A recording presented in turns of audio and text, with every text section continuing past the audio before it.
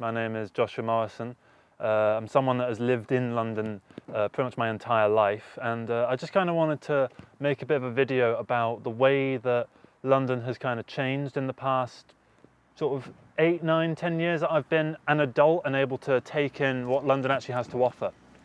So this isn't some kind of cohesive look at the changes of London by any stretch of the imagination. If you want that, certainly go for someone who's got a bit more experience than myself, because I'm only 25, so I'm still quite young. I'm not trying to act like I'm some kind of authority on this issue, but I can just tell you what I've kind of felt in the past, say 8, 9 years since I started going out and experiencing the overall culture of London independently of my parents and just doing stuff on my own.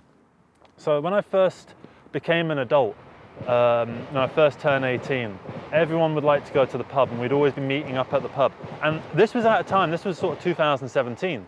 So this was a time where it was already a big thing, like, oh, the price of pints is way too high. I actually went back and I looked at an old journal of mine from, I think, July 2017. And I go into a pub and I look at the price of Guinness and I go, £4.50 for a pint of Guinness. This is outrageous. And I refused to go in. And I made everyone go to a Wetherspoons and got the Guinness for like £1.80 or something like that, to the annoyance of all my friends, because I was a bit of a tight ass back then. Now it feels like everyone has kind of become that kind of tight ass, because now £4.50 for a pint of Guinness, that would be a good price. That would be you going, ooh, only £4.50 for a pint of Guinness. And that to me is kind of wrong.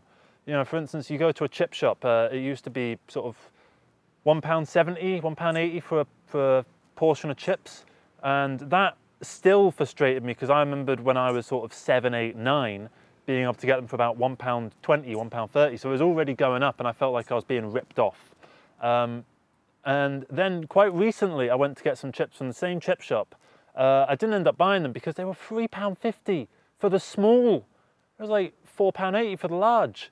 Let alone, don't even ask me about getting fish. I'd love to get fish, my fish and chips, but you can't, because how much is a fish? It's something like £9, something ridiculous. I don't know the exact prices because I don't go and buy this stuff all the time. I'm not someone who eats out a lot. And I would eat out more if there was more encouragement put towards businesses, and businesses had lower overhead so they were able to sell their product and their services for a lower price. For instance, not a popular policy at all, and enforced at a really strange time for a really strange reason, the eat out to help out thing that happened during COVID. Basically, it was if you go to a restaurant and you eat there, or you get delivery, you get it half price during the specific time. And the whole point of it was that it was meant to make businesses, you know, survive the pandemic and that kind of thing, which, you know, is a noble goal. It shouldn't really have allowed people to go into the restaurant. It should have been a delivery only thing. That would have been a good idea, but no, we have to kill, you know, a couple dozen thousand people in the process. So, you know, but the idea was a neat one, and if they did something like that now, I think it would be quite useful, and I think we would be seeing more people going out. Since about the late 80s, early 90s, I've been asking like my parents and my family, my grandparents and other sort of older friends that I've got about what it was like in the 80s and the 90s and the early 2000s, and it did seem like the pub was the place that you go all the time. The idea of, you know, drinking at home wasn't really a thing until about, I want to say, the 90s, probably a bit earlier, probably the 80s. I'm not, like, again, I'm not old enough to be able to verify this and or talk about it with any kind of authority, but it did seem like there was a shift from a communal area where everyone gets together and kind of has a drink, which obviously came with its own problems, like you know, football hooliganism and fights breaking out, and you know, certain bars, you know, you got that flat roof bar, pub that got built in the 70s and the 80s and the 60s and the 90s, which weren't, you know, very nice to go in. They were kind of dead sort of places where you would just have like one old man in the corner just reading a newspaper like that, and then, you know, two people playing darts, and like, you know, Sky Sports playing on mute in the background while a really annoyed barmaid just sits here just doing this.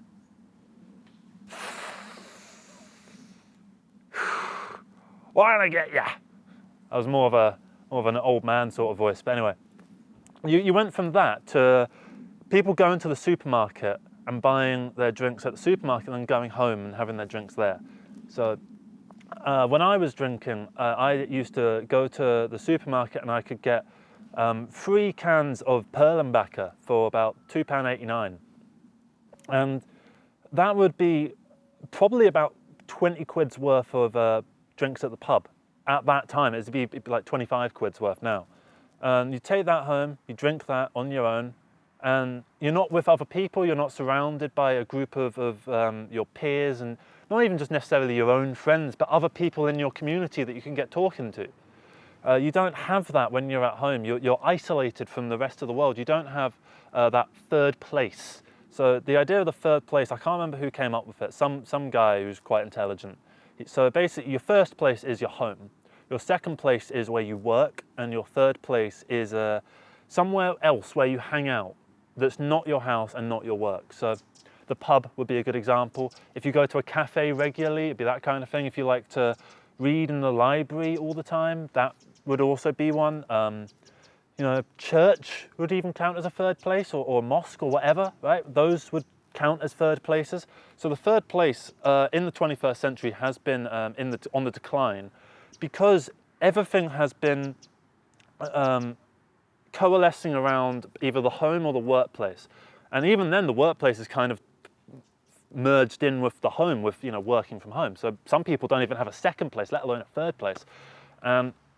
What happens is kind of what you saw as a result of the pandemic. You saw a lot of people that suddenly became much less able to communicate how they felt, and communicate just in general, and socialize, and get on and get out of the house. I know a lot of people who you know, isolated themselves and continue to isolate themselves after the pandemic, and it kind of feels like you lose friends as a result, just from.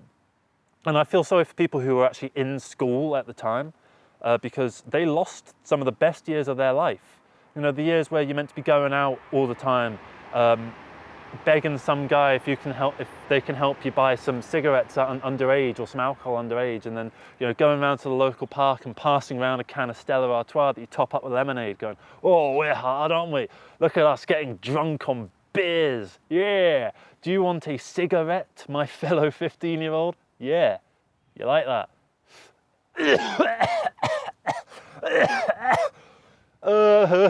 He coughed, and then you would do that kind of thing. They're not going to have that now. Everyone's kind of more at home, and it's not like you can't socialize over the internet. You know, you've got Discord, you've got Facebook, you've got Twitter, you've got social media in general. So it's not that it's completely gone, and I'm not trying to imply like modernity inherently is bad. I am trying to get across that in the past, I'd say, well, in my entire lifetime, about 25 years, it feels like the community spirit has been waning all across England. Whenever I go anywhere, like up north, for instance, it feels like it's even worse than down here. Up north, there's always the stereotype that people in London don't talk to each other. I wouldn't say that's necessarily true. I mean, yesterday, I went to Lidl and I got some stuff. A bit of fruit, bit of veg, got a Greek yogurt, and I got frozen pizza to undo all the healthy stuff that I was just buying. And I got talking to Doug, who used to run the Duke of York open mic. I don't know why I forgot the name of that, the open mic. And I got talking to him. We had about a 15-minute conversation just on the side of the road. Talked about music, talked about other things. You know, I asked him how, you know, he's doing. He's, yeah, it's pretty good. And then we got into a bit of a chat. He said, "Oh yeah, come down to the Northumberland Arms on Wednesday." So I'm considering it. I have to go and meet Hadid and Shivani, who are the co-director and the producer, possibly producer. We haven't like confirmed all that yet, but might be the case. So I feel like there is a lot of community that happens within London, and I feel like you can get talking to people. I mean, I met someone on a bus. She came up to me and she started talking to me, and she was talking about, like, you know, people in London never really talk to one another, and I was like, yeah, I know. And, you know, we ended up going out for a drink after. Like a few days later, we caught up on Instagram and went out for a drink, and we had a lovely time. And it was just someone that I just met on a bus on a Saturday night coming home, and it was a good little time. I meet all sorts of people out and about, and I feel like as long as you're comfortable enough to get out there and put yourself out into these difficult situations, you can meet new people and find new friends. And I think the problem is that it's not that it's impossible, it's that it's too hard for some people. And that's not to say that people as a whole are getting weaker or anything like that, or less able, and it's up to them to toughen up. I feel like, you know, the lack of investment into our culture in the past probably 25 years, you know, lack of funds for film and television, for the media, for the arts, for theatre, for, you know, things like that, for lack of interesting services. You know, we're not prioritising building cafes and restaurants and theatres, cinemas, you know, laser tag venues and bowleramas and arcades and stuff like this. Our high streets are becoming overrun by bookies, which are, I despise them. I've worked in a bookies, and I really would love nothing more than for the whole industry to be shut down, because it is nothing. It sells nothing, and all it does is it breaks apart communities. So you get that, you get charity shops, which, not to decry charity shops, I like charity shops. Then you've got like just shops that no one goes into. You just see them all the time and they're shut. Or you see like a cash converters, and it's like, okay, I like a cash converters. I like getting a cheap PS3 game for 25 pence. I like being able to have a look in the camera section, seeing if they got any fun lenses. You know, so there is good stuff still, and I don't want to act like the death of the high street has already happened and that it is no reviving it and it's hopeless, we shouldn't even try, because I don't think painting the world as grey as that is productive or beneficial to us. But at the same time, I do recognise that we shouldn't live in ignorance, and we shouldn't sit around going, oh yeah, well, you know, actually things are all right, you know, we got this, we got that, it's okay, we don't have to do anything. We do have to do something. But we can't sit around and act like it's too late, because if we do that, then it is too late and we can't get anything done. We can't improve our communities. Online shopping has caused the death of the high street, and it will slowly kill the high street. At the moment, the only reason people really go out is for supermarkets and clothes shops, and eventually they're going to come out with technologies that mean we don't need either of those things either. And already online shopping is something that many people do for their online supermarket shop. But a lot of people don't. I like going in there so I can have a look at what's on the yellow labels, seeing what deals are on, you know, and I like to chat to some of the people that I know at my local Lidl. You know, I've got people that I go in and I say hi to the security guy, you know, are you all right? You know, I say hi to a couple of people that work there on the till, and one of them asks me how I'm doing. I'm like, yeah, not too bad, how are you? And he's like, yeah, pretty good. You know, I've been going to the gym lately, I've started getting back into it. I'm like, oh, nice, yeah, I've been telling you, you got to get back into it. You know, you're paying for the membership, you might as well. You know, you can get into these chats the same way that you can up north. It's not so intrinsically different that people from London are like this different species that don't like socialising. But I think the further that we slip down this rabbit hole of the slippery slope, I mean, of hiding ourselves away in our houses and allowing our high streets and our town centres and our community centres to crumble away and become irrelevant in the wake of online communities such as internet forums, such as Discord, such as like your VR things. Well, I went to a friend's house and he put the VR on me, and we were in this monkey world, and I was wandering around. I didn't realise I was multiplayer, and this kid comes screeching up to me. I turn around, I actually scream, and he turns out to be a really nice young kid. He's like 7 years old, and he starts teaching me how to play the game. I was like, you don't need to do this. I'm beyond hopeless, right? This is my first time using VR. None of what you're teaching me is going to stick. You don't have to worry about me. Just go over and have some fun. He's like, no, it's no worry, it's no worry. I was like, that's so cute. That's such a nice little kid. And you still have these nice things, these nice parts of the world shine through if you allow them to. If you allow them, and if you just keep your eyes open for good things and for good-natured people, you will see them. But if you go around and just look for misery and turmoil and you know, the collapse of our nation, then you will find that. Because there are significant problems with, for instance, creeping fascism coming into our society. It's getting into a bit of a different point, but I saw Nigel Farage, a little clip from an interview with like Good Morning Britain or something like that, where he was basically decrying right to a fair trial. He was like, ooh, isn't it so convenient? You know, when they say, oh, but they've got a right to a fair trial. It's like, oh, that's so convenient, isn't it? And I was like, that's not good. No, thank you. I don't, please, right? No fascism around here, please, right? Don't want that. So there are problems, but if you go out and you just find the problems and you rile yourself up and you get yourself angry and you keep yourself isolated in your own home and you never leave and you keep yourself separated from the rest of the world, it's you and the rest of the world, then it will feel like the world is against you and it will feel like you're on your own in this big scary place. And obviously, I mean, if you come to London for the first time, you won't have the deep-rooted community and the feeling that, say, I have, because I've been, living in various parts of London my entire life, so I kind of know how things work. I understand if you're coming from somewhere else, you're not going to have that advantage. But at the same time, people in London are welcoming. They are nice people. And it's just about finding them. And it's about keeping yourself open to good-natured individuals. And, you can find friends out there. And I trust you will. And I hope you do. And it's not that the world is going to fall apart immediately. It's going to fall very slowly. Britain is slowly crumbling. Our nation's services are getting worse. Our workers' rights are eroding. Our politicians are all veering to the right and fascism is slowly creeping in. We seem to have no idea for our future with energy. We seem to be selling off all our assets. We seem to be allowing foreign multinationals and billionaires to come in and buy all our housing stock and our assets. And these are all problems that I have no solution to, that no one seems to have any solution to. And I don't know what we can do about them other than just try and live in the moment and just try and forget about it all for a little bit and hope that it's not going to get too bad. And if it does, then, and if this video doesn't age well and it all turns to shit and London truly becomes a place with no community, if the high street completely dies and all the pubs disappear and there's no centre for people to get together and everyone's just stuck in their own houses drinking Perlenbacher and,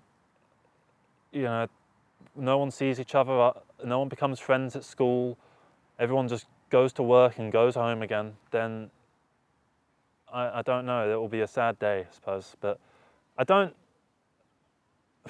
it's not even that I can say I don't think it's going to happen, because I kind of think it will. But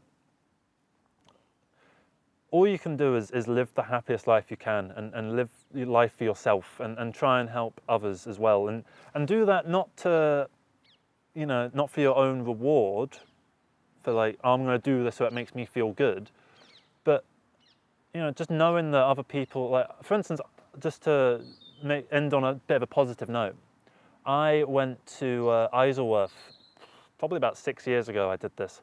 And I got there about 2 hours early because I was waiting for someone and I thought it said like 2, but it turned out there was 4 o'clock we were meant to be meeting. So I got there at 2 and I was like, I don't know what to do. So I went around and I kind of just acted like the town Spider-Man, like friendly neighborhood Spider-Man essentially. Like what I'd do, I'd just wait at bus stops, for instance, and I saw an old woman come into the bus and she was too far away. So I just kind of stood in the doorway of the stopped bus and pretended to sort of search for my wallet. I was like, oh, and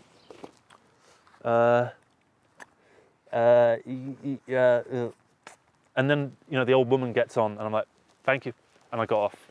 I did stuff like that. I think I paid for someone's coffee, stuff like that, just little things, And I walked away and I felt like beaming from the inside. And I didn't do it for that feeling. I did it just because I wanted other people to have that little thing in their head of, someone's out there looking out for them, because, in the past, people have been out there looking for me.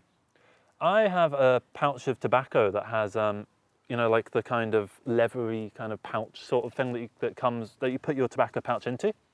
I've got one of those that has a very sentimental meaning to me, something that I can't get into, but it's got serious sentimental value to myself.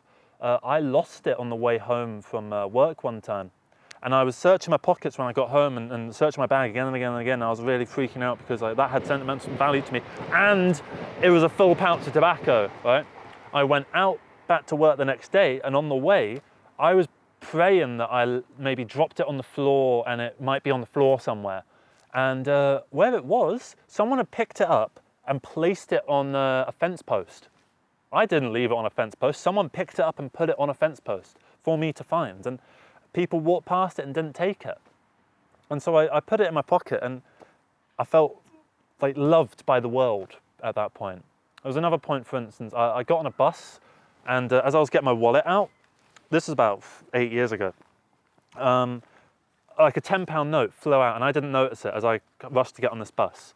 And people pointed it out that I dropped this £10 note. The bus stopped. It had gone past the bus stop. The bus stopped and let me get off and get the £10 note and get back on. It waited for me. And that was, you know, that's the community spirit that I'm talking about. These things do happen. I've gotten on a bus before, and it was just me and the bus driver, and we got in a chat. We didn't like exchange numbers and become friends afterwards, but we had a chat. If it was a bus route I got more often, we could have become friends. There's a guy who drives, I think it's a 391 from like Clapham Junction to Fulham Broadway or something like that. And he always does the, you know, the bus stop thing in his own voice, and he always like points out little things. There was one time I sneezed, I had hay fever, and I really sneezed, and I was on this bus, and he turned, and the intercom thing came on, and went, "Bless you." I was like, that's so nice. See, this is what I'm talking about. This feeling of community within London is there, and you can find it. And it does feel like it's trying to be stolen from us by our government.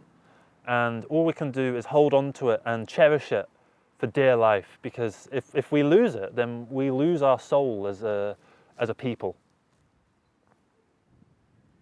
I think that's going to be it. Thank you so much for watching. I've actually got another video that started getting a few views, so I thought I'd do another video on this similar kind of topic. That one was a bit of a downer one, so I wanted to do one that was a bit more light, bar the topic of fascism.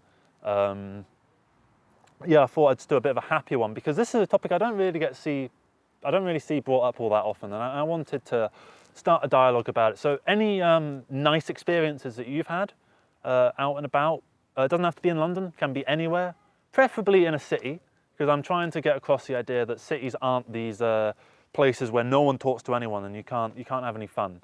I'm trying to dispel that myth. So any stories that you've got, I'd love to hear them. Any criticisms of the video, please let me know.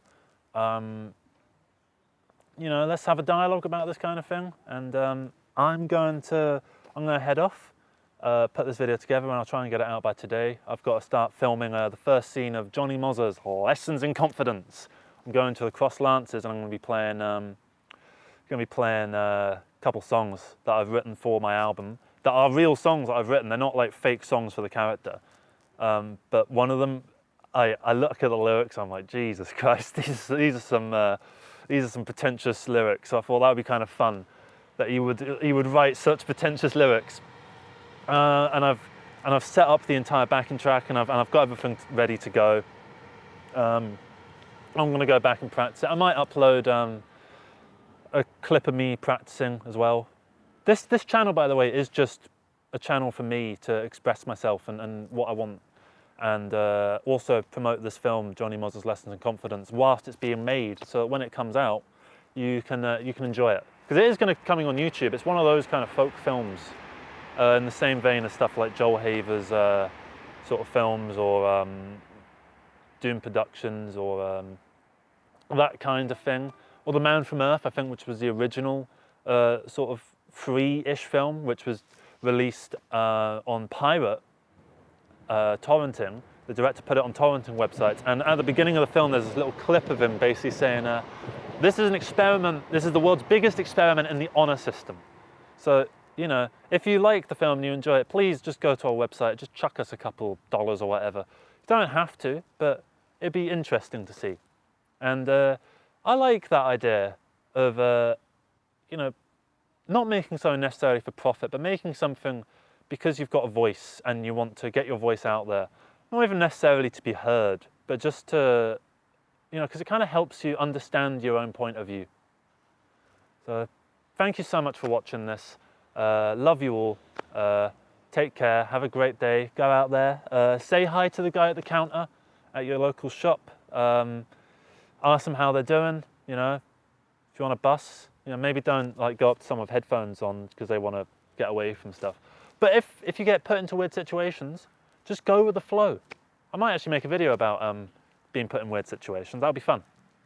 So I'm going to head off. Thank you very much for watching this. Take care.